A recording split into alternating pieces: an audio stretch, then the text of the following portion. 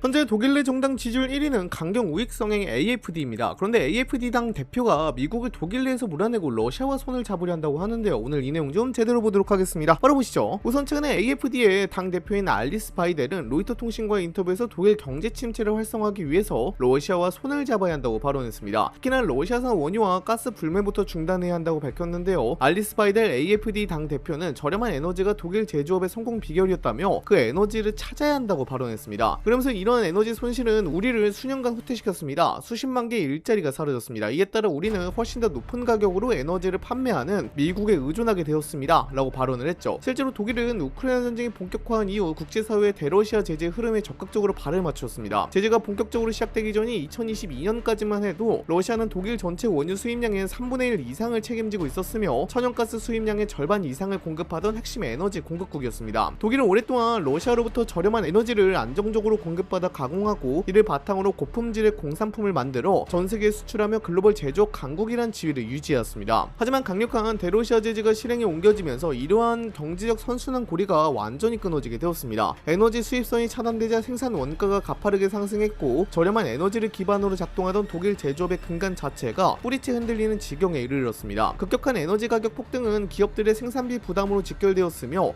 이는 독일 경제 전체를 심각한 정체와 침체의 늪으로 밀어넣었습니다. 공장 가동률이 떨어지고 기업들의 수익성이 악화하면서 경제적 여파는 노동시장으로 빠르게 확산하였습니다. 산업 현장 곳곳에서 대규모 구조조정이 현실화했으며 독일을 대표하는 자동차 기업인 폭스바겐조차 경영 위기를 극복하지 못해 최대 10만 명에 달하는 대규모 인원 감원을 검토하는 엄중한 상황에 직면해 있죠. 그런데 AfD가 그걸 제대로 파고들기 시작한 겁니다. 러시아와 손을 잡으면 이러한 경제난을 해결할 수 있다는 등 굉장히 단순한 논리로 접근하기 시작한 겁니다. 그 덕분에 AfD는 정치적 입지를 넓히는 강력한 발판이 되었습니다. 프리드리 메르츠 총리가 이끄는 독일 집권연합인 기독민주연합과 기독사회연합은 대중의 지지를 잃어가며 고전을 면치 못하고 있고 그 틈을 타 AfD가 대중적 지지를 확보하며 영향력 있는 제2당으로 확고히 자리매김하고 있습니다. 발트지의 의뢰로 인사사회학 연구소가 실시한 최근 여론조사 결과는 이러한 정계의 지각 변동을 명확하게 보여줍니다. 기독민주연합과 기독사회연합으로 구성된 CDU, CSU 연합은 이전 조사보다 지지율이 1%포인트 하락하며 25%를 기록했습니다. 반면 AfD는 수개월 동안 26%라는 안정적인 지지율을 지속해서 유지하며 연립정부를 앞지르고 있습니다. 연립정부의 축을 이루는 사회민주당은 16%의 지지율로 정치 상태를 보였으며 녹색당은 11%, 좌파당은 10%의 지지율을 얻은 것으로 집계되었습니다. 거기다가 정당 지지율의 변동과 함께 프리드리 메르츠 총리 개인에 대한 민심도 급격히 냉각되고 있습니다. 조사에 참여한 응답자 67%가 메르츠 총리의 국정운영 방식에 대해 불만족스럽다고 평가했으며 이는 불과 2주 전 조사와 비교했을 때 5%포인트나 증가한 수치입니다. 판단을 유보하거나 의견을 밝히지 않은 응답자는 10%였으며 총리의 국정 수행에 대해 만족한다고 응답한 비율은 23%에 그쳐 2주 전보다 5%포인트 하락했습니다. 총리 개인에 대한 평가뿐만 아니라 독일 정부 전체를 향한 국민의 시선 역시 대단히 부정적입니다. 독일 현 정부의 국정 운영 전반에 대해 만족하지 못한다는 응답은 이전보다 2%포인트 증가한 68%에 달했습니다. 반대로 정부의 국정 수행에 만족한다는 응답은 3%포인트 감소한 22%에 불과하여 현 집권 세력을 향한 독일 유권자들의 불신과 반감이 매우 심각한 수치로 드러나고 있습니다. 즉 AfD가 집권할 수 있다는 말이 예전에는 허울에 불과했지만 이제는 점차 가능성이 생기고 있다는 것이죠. 독일 대한당 즉 AfD가 제시하는 정책 방향에서 매우 파격적인 부분은 이들이 독일 내에 주둔하고 있는 미군의 철수를 강력하게 요구하고 있다는 사실입니다. 미국 마이애미 헤럴드의 보도에 따르면 AfD의 티노 크루팔라 공동대표는 동독지역 당회의에서 독일 주둔 미군의 철수를 시작으로 독일이 기존의 미국 의존에서 벗어나 독자적인 외교 노선을 구축해야 한다고 공식 주장했습니다. AfD는 친러시아 성향의 에너지 정책을 추진한과 동시에 독일 영토 내에서 미국 군사력을 퇴출해야 한다는 주장을 펼치고 있습니다. 현재 독일 땅에 주둔하고 있는 미군 병력은 약 4만 명 규모로 이는 유럽 전체에 배치된 미군 총병력의 절반에 달하는 막대한 비중을 차지합니다. 특히 독일 내에 있는 람슈타인 공군기지는 나토의 공중작전과 방공망을 통합 조율하는 핵심 중추이며 중동 지역에서 벌어지는 주요 군사작전의 거점으로도 활용되고 있습니다. 크루팔라 공동대표는 독일이 타국의 국제 분쟁에 원치 않게 휘말리지 않아야 한다고 지적하며 독일 내 왜곡군의 완전한 철수와 더불어 배속되어 있는 핵무기의 제거를 함께 요구했습니다. 그는 이러한 강력 조치들이야말로 독일이 외부의 압력에서 벗어나 스스로 정치적 자율성을 확보할 수 있는 진정한 출발점이라고 강조했습니다. 이와 함께 크루팔라는 스페인이 미군 항공기의 영공 통과를 제한했던 실제 사례를 직접 언급하였습니다. 그는 스페인의 사례처럼 유럽 국가들이 점차 미국이 주도하는 군사작전과 일정하게 거리를 두기 시작했다고 평가했습니다. 이어서 그는 미국에 의존하는 기존의 안보 틀을 깨고 유럽 대륙 스스로 독립적인 안보 전략을 조속히 구축해야 한다고 재차 목소리를 높였습니다. 러시아의 푸틴 대통령 처지에서 볼 때 독일이 친러시아 성향으로 돌아서는 현상은 외교적으로 막대한 전략 전략적 이점을 가져다주는 사건입니다. 독일은 유럽연합 내부에서 가장 규모가 큰 경제대국이자 유럽 대륙 전체 제조업과 산업 기반을 끌어가는 핵심 국가입니다. 유럽연합의 중심축 역할을 수행하는 독일이 흔들리고 친러시아 노선으로 선회하게 되면 유럽연합 회원국들이 유지해온 대러시아 제재와 단합된 외교적 봉조틀 전체가 심각하게 약화할 수밖에 없습니다. 독일이라는 거대 경제국의 입장 변화는 나머지 유럽 국가들의 대러시아 정책에도 연쇄적인 영향을 미치며 유럽연합 차원의 단일한 대응 체계를 무력화하는 결정적인 계기로 작용하게 됩니다. 당장 헝가리가 친러 행보를 보이다 보니